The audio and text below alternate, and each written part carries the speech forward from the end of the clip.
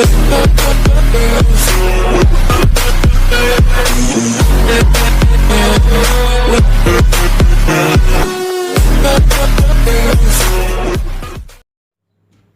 दोस्तों, आज हम फिर से हाजिर हैं लेकर अपना टॉपिक एप्लीकेशन ऑफ डायमेंशंस। जैसा कि पिछली वीडियोस में आपने इसके 2 लेक्चर थे और ये आज अपना तीसरा लेक्चर है एप्लीकेशन ऑफ डायमेंशन। आज ये जो टॉपिक है काफी ज्यादा इंटरेस्टेड होने वाला है और बता दूं ये सबसे ज्यादा इंपॉर्टेंट है एग्जाम के बेस से इस चैप्टर का। कम से कम ये आपके लिए एक क्वेश्चन जरूर देगा और काफी न्यूमेरिकल है, मैथमेटिकल है, मैथमेटिकल रूप में समझने में काफी ज्यादा इंटरेस्ट आने वाला है। आओ दोस्तों मेरे साथ स्टार्ट करते हैं। ओके स्टूडेंट्स, तो आज जो हम ये जो अपना है एप्लीकेशन ऑफ डायमेंशन में, इसमें पहला जो टॉपिक पढ़ेंगे हम पढ़ेंगे to find the value in the given unit method of any physical amount. यानी कि किसी भौतिक राशि का मात्रक ज्ञात करना है। क्या करना है? किसी भौतिक राशि का मात्रक ज्ञात करना है। किसके द्वारा? उसकी विमाओं के द्वारा। देखो भौतिक मात्रकों को मैं पहले लेक्चरों में बता चुका हूँ, पहले जो लेक्चर था उसमें बता चुका हूँ और ये यहाँ पर देखेंगे। देखो फॉर एग्जाम्पल इस चीज़ को मैंने पिछले लेक्चर में भी बताया था, सेकंड लेक्चर में फिर दोबारा समझिए। देखिए जैसे हमने लिया वर्क, क्या लिया स्टूडेंट? वर्क। और वर्क का जो फॉर्मूला होता है वो होता है एफ, यानी कि फोर्स इनटू डिस्प्लेसमेंट। क्या होता है? डिस्प्लेसमेंट। ठीक है स्टूडेंट्स, फोर्स। मैंने पूछा कि फोर्स की एक विमा क्या है, फोर्स की डायमेंशन क्या है। तो देखो स्टूडेंट, फोर्स की जो विमा है वो है mlt-2। क्या है? mlt⁻²। और जो डिस्प्लेसमेंट की विमा है वो है l। ठीक है, यानी कि दूरी की। इसको जब हमने सॉल्व किया तो निकल के आया ml2t-2। क्या निकल के आया? ये होगी कार्य की विमा। अब इसके द्वारा हम क्या कर सकते हैं? इसके जो सूत्र है, ये जो सूत्र है उसके द्वारा हमने निकाली इसकी विमा यानी कि डायमेंशन। और अब इसके द्वारा निकाल सकते हैं हम इसके मात्रक, यानी कि इसके मात्रक हम इसके द्वारा निकाल सकते हैं डायमेंशन के द्वारा। ठीक है, यूनिट्स। देखो अब देखो इसके द्वारा हम यूनिट कैसे निकालेंगे? यूनिट देखो हमने निकालनी है CGS में। किस में निकालनी है? CGS। तो देखो CGS, तो देखो G यानी कि ग्राम, M यहाँ पे होता है द्रव्यमान को M से डिनोट करते हैं और इसमें द्रव्यमान को ग्राम से डिनोट करते हैं। तो पहले लिख लो ग्राम। क्या लिख लो? ग्राम। L यानी लंबाई है, इसमें लंबाई को सेंटीमीटर से डिनोट करते हैं, इसमें L से डिनोट करते हैं। इसको लिख लो सेंटीमीटर, इसके ऊपर भी लगा दो स्क्वायर। ठीक है, अब है क्या? T यानी कि टाइम। टाइम को इसमें किससे रिप्रेजेंट करते हैं? S से। तो इसको लिख लो S। क्या लिख लो? S यानी कि सेकेंड। ठीक है, क्या लिख लो? सेकेंड। और इसके ऊपर लगा दो -2 और इसको हम ऐसे लिख सकते हैं ग्राम सेंटीमीटर, इस तरीके से। ठीक है, ये तो हो गया इसका यूनिट। अब देखो इसको MKS में, यानी कि एक तरीके से SI कह सकते हैं। इसमें कैसे लिखेंगे? M को इसमें लिखते हैं किलोग्राम, इसको लिखते हैं मीटर और इसको लिखते हैं सेकंड। ठीक है, अब हम इसको लिख सकते हैं किलोग्राम मीटर। और देखो स्टूडेंट यहाँ पर एक स्क्वायर रह गया और सेकंड स्क्वायर। इस तरीके से तुम किसी भी जो राशि है, क्वांटिटी है, उसका डायमेंशन निकाल के यानी कि उसकी विमा निकाल कर उसकी यूनिट पता कर सकते हो। किसी भी, चाहे फोर्स हो, चाहे टॉर्क हो, चाहे एक तरीके से एनर्जी हो, कुछ भी। अब हम इसका सेकंड पॉइंट पढ़ते हैं, चलो देखते हैं आगे। ओके स्टूडेंट्स, और ये जो अपना दूसरा टॉपिक होने वाला है वो है to determine the dimensions of a physical constant. यानी कि फिजिकल कांस्टेंट यानी कि भौतिक नियतांक, एक तरीके से नियतांक है। नियतांकों को हम कैसे प्राप्त करें? राशियों के द्वारा, उसके राशियों के विमाओं द्वारा। देखो एक एग्जांपल मैंने बताया था, कल ही बताया था पिछले लेक्चर में कि G बराबर वो F बराबर G है और M1 M2 अपॉन R²। ये आपने देखा होगा और व्हाट्सएप पर भी पहुंच चुका है ये, तो वहां पर भी आपने देखा होगा कई लोगों ने। ये जो G है ये कांस्टेंट है। इसकी विमा कैसे निकालें? उसको निकालने की मदद करने के लिए हमारे पास विमाएं हैं। ठीक है, जैसे G है, ठीक, इसकी तो मैं ऑलरेडी बता चुका हूं, लेकिन आज मैं आपको कुछ नई की बताऊंगा। जैसे एक होता है प्लांक नियतांक, जैसे आप पढ़ेंगे एक तरीके से क्वांटम फिजिक्स में, यानी कि बहुत इंटरेस्टिंग टॉपिक है क्वांटम फिजिक्स, साइंस की दुनिया का बहुत इंटरेस्टिंग टॉपिक है क्वांटम फिजिक्स। यहाँ पर हम परमाणु, फोटोन, इलेक्ट्रॉन, इन चीज़ों के बारे में पढ़ते हैं स्टूडेंट्स। तो आज हम देखेंगे प्लांक नियतांक। क्या देखेंगे? प्लांक नियतांक की विमा देखेंगे, यानी कि उसका डायमेंशन देखेंगे। तो देखो एक फॉर्मूला होता है E बराबर एच न्यू। क्या होता है? H new. ये जो H है ये एक प्लांक नियतांक है। ये क्या है? प्लांक नियतांक। तो देखो इसको स्टूडेंट कैसे निकालेंगे?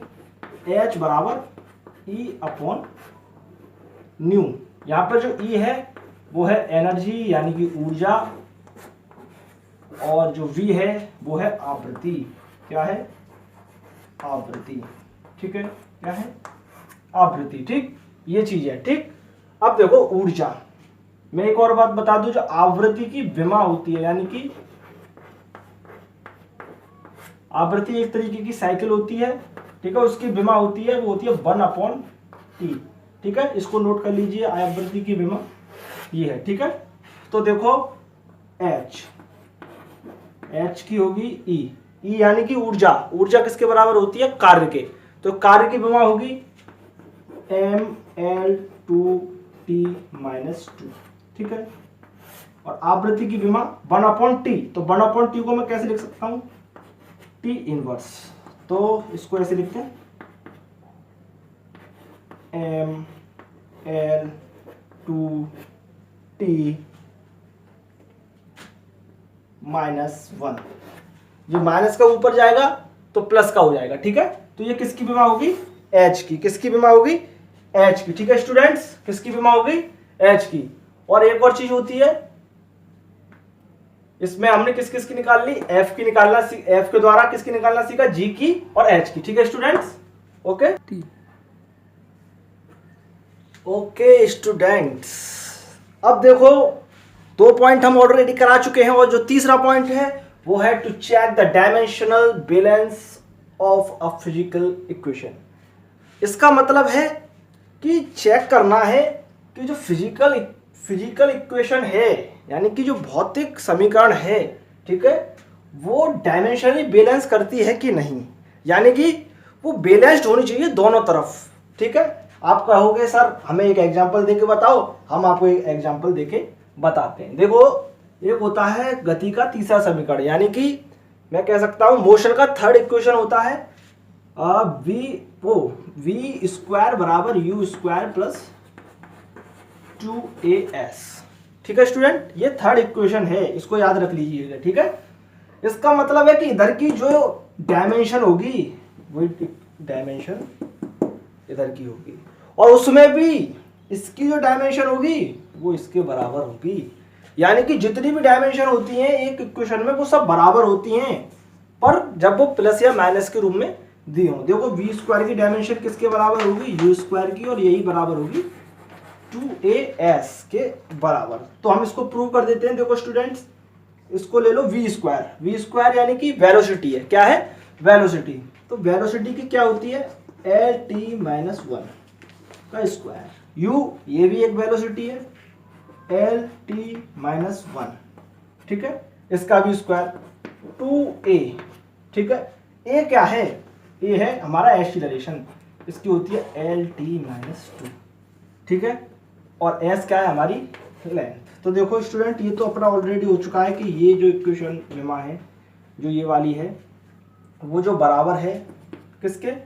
अब जिस कहोगे सर ये 2, एक चीज याद रखना, यहाँ पर 2 नहीं आएगा, क्योंकि 2 जितने भी नंबर होते हैं, मैंने बताया था आपको डायमेंशन लेस क्वांटिटीज में कि उनकी कोई विमा नहीं होती। उनकी विमा ऐसी होती है, जैसे हमने मान लिया 2 की क्या बनती है? 2 की पावर 0।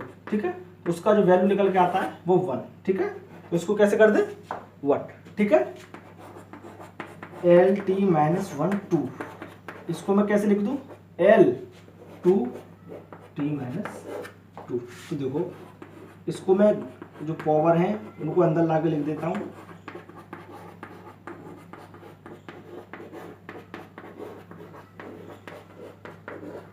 ठीक है स्टूडेंट, देखिए ये तीनों एक जैसी हैं, तीनों एक जैसी, यानी कि इक्वेशन में जब कोई भी चीज है तो उसकी विमा जो उसके दूसरी तरफ वाली हैं उनकी विमा के समान होगी। यहाँ पर इसकी भी विमा समान है, इसकी भी डायमेंशन समान है और इसकी भी, तीनों की समान है। ठीक है, इस चीज को नोट कर लीजिएगा, इससे रिलेटेड क्वेश्चन भी पूछे जाते हैं। ओके, अभी हम इसका एक और एग्जांपल देते हैं। ये थोड़ा कॉम्प्लेक्स था क्योंकि इसमें इसको मतलब जो डायमेंशन थी वो सभी डायमेंशन एक इक्वेशन में बराबर होनी चाहिए। देखो इसकी भी बराबर थी, इसकी भी बराबर थी, इसकी भी बराबर थी। ठीक है, बट कब? जब मल्टीप्लाई हो तब नहीं, जब डिवाइडेशन हो तब नहीं, कब?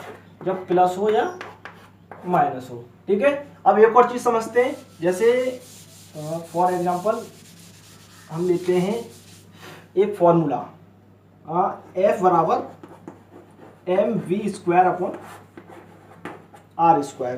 क्या लेते हैं? mv² upon are square. ये एक फॉर्मूला है किसका? वृत्तीय गति से रिलेटिव। ठीक है, जो अपनी सर्कुलर मोशन होती है उससे रिलेटिव फॉर्मूला है। तो हम यहाँ पर प्रूव करेंगे जो इसकी डायमेंशन है वो इसकी डायमेंशन के बराबर है। देखो फोर्स की तो हमें पता है mlt-2। ठीक है, अब इधर देख लो बेटे m। ठीक है, वेलोसिटी की हो गई अपनी lt-1 का स्क्वायर, नीचे r है, ये लेंथ है, ये इसका स्क्वायर। ठीक है, यहाँ देख लो m l स्क्वायर, ठीक है, और t-2। ठीक है, क्या हो गई? t-2। ठीक, अब आगे देखते हैं। ओके, ठीक है स्टूडेंट्स, ये स्क्वायर हो गया। ठीक, अब देखो इसको, देखो एक चीज देखेंगे आप, m, ये तो आप कहोगे सर इससे ये कैंसिल हो गया, l स्क्वायर और इंटू l की पावर -2 इंटू t-2, इससे ये कट जाएंगे तो विमा जो निकल के आती है वो आती है 0। ठीक है, मैं यहाँ लिख देता हूँ ऊपर की साइड में, चलो यहाँ पे लिख देते हैं। ठीक है, ml2 है, ठीक, mt-2 क्या निकल के आई? ये मतलब ये दोनों एक बराबर नहीं आई। आप तो कह रहे थे कि सर ये दोनों एक वृत्तीय गति का सूत्र है, यही चीज तो मैं तुम्हें बताना चाहता था। इस चीज को समझो, यानी कि ये जो फॉर्मूला है यहाँ तो सही है लेकिन कहीं इसमें गलती है। कहाँ गलती है ये देखने के लिए आपको क्या लाना है, जो ये चीज है क्या है, ये वाली। ठीक, ऐसा फॉर्मूला लाना था इस सूत्र के द्वारा, इस वाले फॉर्मूले के द्वारा। तो देखो एक चीज देखो, ये आर स्क्वायर, ये वी स्क्वायर। ठीक है, तो अगर मैं यहां पर इस वाले स्क्वायर को हटा दूं, किसको हटा दूं? इस वाले स्क्वायर को, तो जब जो ऊपर जाएगा तो हमें क्या देगा? ml2 और n-1 t-2। तो जब इसको सॉल्व करोगे तो mlt-2, यानी कि ये फॉर्मूला जब कब सही होगा? जब ये आर स्क्वायर की जगह क्या होना चाहिए? आर। तो यही चीज समझने की है। अगर फॉर्मूला एक जैसा नहीं आ रहा तो कहीं ना कहीं फॉर्मूला वो गलत है, वो फॉर्मूला सही नहीं है। इस चीज को हमेशा ध्यान रखना। अगर दोनों तरफ की अगर आपको कोई फॉर्मूला आता नहीं है, क्या नहीं आता है? कोई फॉर्मूला नहीं आता है, तो उसमें क्या करना है? वो कहता है इसको चेक करो भाई ये सही है कि नहीं है। सबसे पहले क्या करो, इधर की डायमेंशन निकाल लो, उसके बाद इधर की डायमेंशन निकाल लो। अगर दोनों इक्वल आ रही हैं, फॉर्मूला बिल्कुल सही है, 100% सही है। और अगर गलत, एक तरफ की कुछ और आ रही है और एक तरफ की कुछ और आ रही है, मतलब फॉर्मूला गलत है। ये काफी इंपॉर्टेंट चीज है और ये बड़े बड़े एग्जाम में बहुत काम आती है। ठीक है, आगे देखते हैं चौथा पॉइंट। ओके स्टूडेंट्स, 3 पॉइंट हम ऑलरेडी करा चुके हैं और चौथा जो पॉइंट है, फोर्थ पॉइंट, वो है conversion of units from one system into other system. बहुत इंटरेस्टेड है, बहुत इंटरेस्टेड। एक बार समझो, देखो क्या कहा है इसने, एक तरीके की जो यूनिट है जैसे CGS, उसको दूसरी तरीके की यूनिट में चेंज करना है। फॉर एग्जाम्पल MKS, यानी कि MKS से CGS या CGS से MKS, ऐसे हम कैसे पता कर सकते हैं कि इनकी वैल्यू दूसरे तरह से क्या हो सकती है। जैसे फॉर एग्जांपल एक एग्जांपल ले लो, एक न्यूटन, क्या एक न्यूटन किसके बराबर होता है? 10 की घात 5 यानी 10 टू द पावर 5 डाइन। किसके? डाइन। डाइन नहीं, डाइन, ठीक है। 1 newton is equal to 10 to the power 5 dyne. Second 1 joule 10 to the power 7 erg, क्या अर्ग, ठीक है स्टूडेंट, क्या है अर्ग, ठीक है 10 टू द पावर 7 अर्ग, ठीक है। मैं थोड़ा इस जो मीनिंग है उसको लेकर श्योर नहीं हूँ, लेकिन ऐसे अपनी हिंदी मातृभाषा है उसमें लिख देते हैं अर्ग, ठीक है। ठीक, आगे देखिए, ये चीज मैंने बता दी। अब आप कहोगे कि सर इसका प्रूफ भी यही देंगे चौथे नंबर वाले। हम बताते हैं कैसे देंगे। देखो फॉर एग्जांपल एक चीज याद रखिएगा, किसी भी क्वांटिटी की जो उसका न्यूमेरिकल वैल्यू है, ठीक है, न्यूमेरिकल वैल्यू हम मान लेते हैं n1, क्या n, क्या मान लो n है, क्या है n, और जो उसकी यूनिट है क्या है यूनिट, सपोज दैट मान लिया u, वो एक क्या होती है कांस्टेंट होती है, क्या होती है कांस्टेंट, क्या होती है कांस्टेंट। तो हम इसको ऐसे लिख सकते हैं p, ये हुआ constant, n1 u1 is equal to n2 u2, ठीक है, क्या हो गया ये, ठीक। p बराबर है n1 u1 और n2 u2, यानी कि आंकिक मान, यानी कि न्यूमेरिकल वैल्यू है इनटू उसकी जो मात्रक है उनके गुणनफल के बराबर होती है। देखो अब हम एक एग्जांपल लेते हैं, 1 newton 10 to the power 5 dyne के बराबर कैसे होता है, ये यहाँ पर हम प्रूव करेंगे। देखिए सबसे पहले हम लिखते हैं 1 न्यूटन लिखना है, ठीक है। 1 न्यूटन को कैसे लिख सकते हैं, 1 तो इसकी हो गई न्यूमेरिकल वैल्यू, क्या हो गया न्यूमेरिकल वैल्यू, ठीक है, क्या हो गई न्यूमेरिकल वैल्यू। तो देखो हमें फॉर्मूला पता है,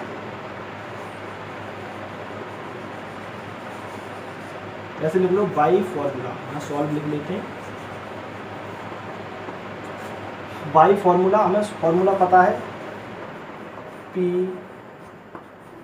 n1 u1 equal to n2 u2, ठीक है, n1 u1 is equal to n2 u2। तो देखो n1 न्यूमेरिकल वैल्यू कितनी है, अपने पास न्यूमेरिकल वैल्यू है 1, ठीक है, u1 यूनिट, क्या है यूनिट। अब यूनिट को हम किसकी तरह लिख सकते हैं, उसके डायमेंशन के रूप में। तो देखो हमारे पास न्यूटन यानी कि फोर्स की जो अपनी यूनिट यानी कि डायमेंशन बनती है वो बनती है ml t की पावर -2। अब देखो ये कौन से में है, न्यूटन कौन से में है, m के s में, तो हमको मान लेते हैं इसको m1 l1 t1। n2 निकालनी है क्योंकि हमें क्या निकालना है, ये वाली वैल्यू निकालनी है, और इसको निकाल लेते हैं ऐसे m2 l2 t-2, ठीक है। अब क्या करो, यहां से n2 को यही रहने दो और इसको इसके नीचे ले आओ,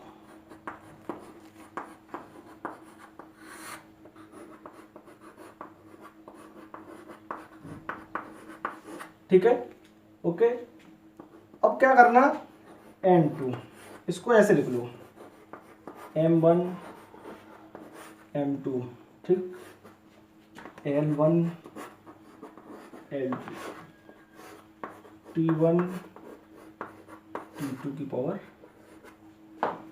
-2, ठीक है, क्या है t की पावर -2, ठीक। अब क्या करना,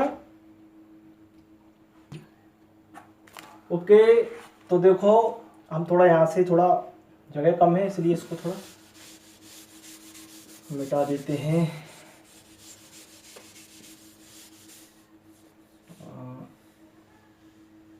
चलो कोई बात नहीं, थोड़ा जगह कम सा पड़ रहा है, यहाँ से ले, ठीक। m1 पहली थी, पहली जो वाली थी अपनी वो थी m के s में, के यानी कि जो द्रव्यमान है मतलब मास है वो होगा किलोग्राम में, किस में है किलोग्राम में, ठीक है। और ये जो नीचे वाला है वो है ग्राम में, ठीक है, किस में ग्राम में, ठीक। और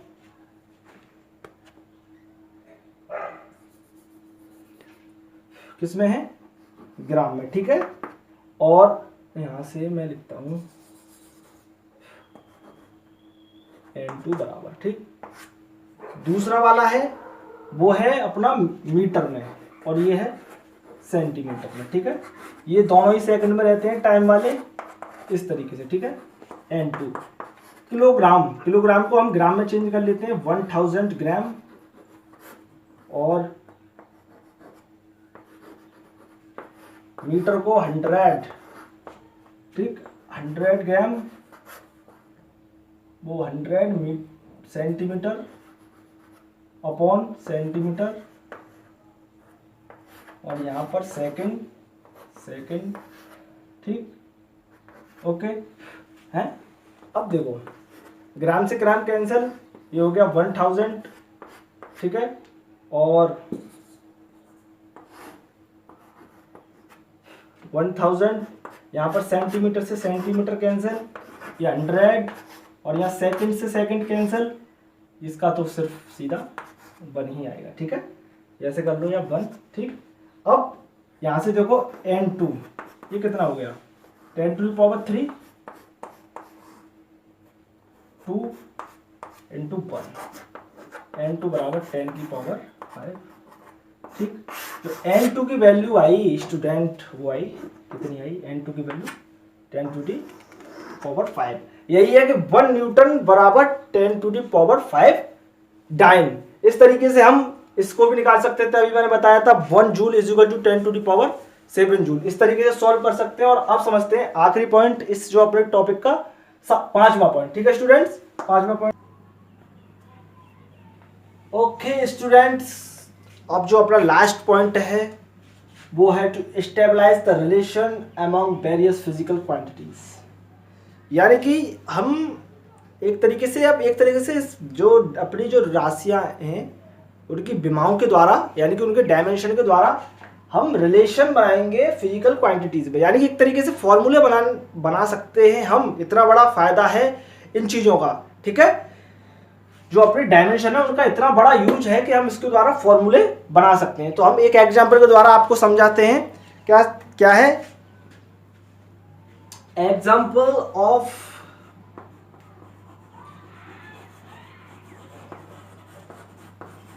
the time period of simple pendulum, ठीक है स्टूडेंट। इस सिंपल पेंडुलम का एग्जांपल लेते हैं और उसका सूत्र, जो उसका फॉर्मूला है, उसका हम इसके द्वारा डेरिवेशन करेंगे। देखो स्टूडेंट, सबसे पहले ध्यान रखो कि जो ये है, जो उसका टाइम पीरियड है, वो किस किस चीज़ पर डिपेंड करता है। इस चीज़ को हमें सबसे पहले अपने भेजे में लाना चाहिए, यानी कि अपने दिमाग में लाना चाहिए। देखो हम देखते हैं इसका जो टाइम पीरियड है टी, क्या है टी, वो किस किस चीज़ पर निर्भर करता है। वो सबसे पहले निर्भर करता है एम, यानी कि उसके मास पर। किस पर, मास पर। ये ऊपर लगा दिया है, ठीक है, ए। ये इसकी एक तरीके से विमा को डिनोट करेगा, किसको, इसके डायमेंशन को। उसकी लेंथ पर, किस पर, उसकी लेंथ पर डिपेंड करता है, और उसके ग्रेविटेशनल जो एक्सीलरेशन होता है।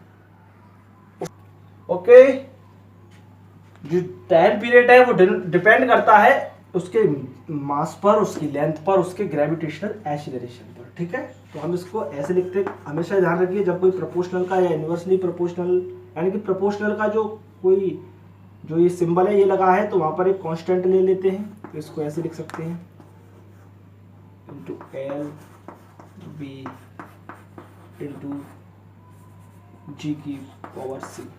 अब इसको हम डायमेंशन के रूम में लिखते हैं। किसके रूम में लिखते हैं, डायमेंशन के। तो देखो टी, कांस्टेंट की विमा 0, कोई भी विमा नहीं, तो इसको हटा देते हैं। एक तरीके से एक आएगा, पहले ही बता चुका हूँ, एम की ये, ठीक है। एल लेंथ है, तो इसको पी। जी, जी, जी क्या है, वो एक बड़ी जी थी, वो था ग्रेविटेशनल कांस्टेंट, गुरुत्वीय नियतांक। ये है ग्रेविटेशनल एक्सीलरेशन। ये एक तरीके से का त्वरण है, यानी कि एक्सीलरेशन है। तो इसका डायमेंशन देखो LT-1, जो जी का जो डायमेंशन है वो a के इक्वल होगा। ठीक है, ये समझ लो। t क्या है, अब अपने पास क्या है t। ठीक है स्टूडेंट्स, क्या है t। ठीक, अब मैं इसको ऐसे लिख दूं, इसको ma, ठीक, l, इसके ऊपर क्या है ऐसे LC T-2C। ठीक है, मैं अब इसको लिख देता हूं ऐसे m की पावर 0, l की पावर 0 और t की पावर -1। और मैं इसको ऐसे लिख देता हूं m की पावर a, l की पावर, देखो यहां पर b है और यहां पर c है। ओके, ये है b प्लस c, ये वाला और ये वाला ऐड हो जाएगा, और ये है t की पावर 2 - c।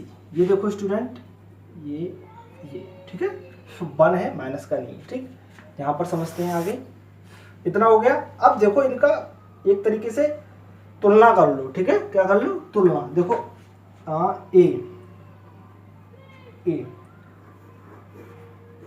ए बराबर किसके है, 0 के। b प्लस c बराबर किसके है, g के। यानी कि पावर का हमें तुलना करना है, जो अपनी घातें हैं उनका तुलना करना है 1। ठीक, तो देखो a बराबर 0।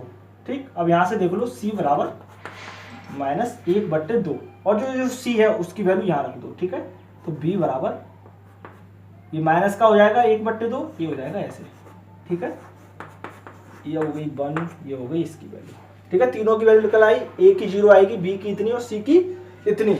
और अब हमें कहाँ रखना है इसको हमें रखना है यहाँ पर। कहाँ रखना है, यहाँ पर। ठीक है, तो यहाँ पर रख लो, इसको हम इक्वेशन 1 दे देते हैं। Put in equation 1। ठीक, पुट इन इक्वेशन फर्स्ट। ठीक, तो t के m की पावर 0, ठीक, l की पावर l, ठीक, b की जगह पर 1/2 और c की पावर -1/2। तो देखो t बराबर जो अपना होगा वो होगा, ठीक, और k।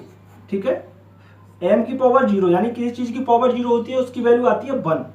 ये l की पावर जब किसी चीज की 1/2 होती है तो वो आती है रूट में। किसमें आती है, अंडर रूट में।